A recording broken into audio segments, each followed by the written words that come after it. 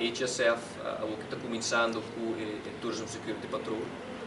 Nós está conta com budget limitado, nós só por cobrir full a roupa toda área que nós está desejado de cobrir, nós temos que enfocar arriba a área que nós pode trazer mais value para o que está a isla.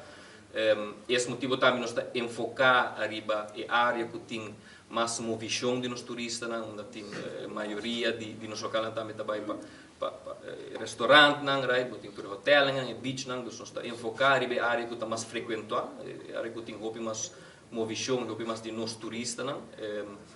Seguro se nós está ganhando com o Tourism Security Patrol está positivo, em conversação junto com a ATA, junto com o Ministério da Justiça e KPA, nós para analisar a possibilidade para pôr o seguinte passo na porta.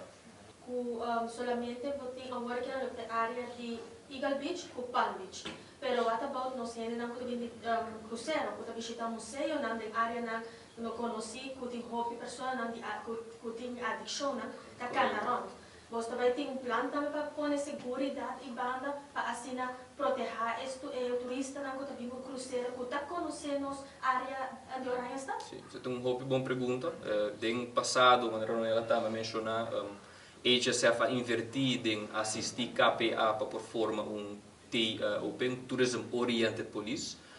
Diferente training na ordem assim, fundador de fundação, como diferentes veículos também e o objetivo é ordem cada para por make sure que visibilidade, patrulha e personal está ativo para ora o gente de cruzeiro tem. Então, seguro é um enfoque que está queda, pero é algo que nossa foco se vai seguro.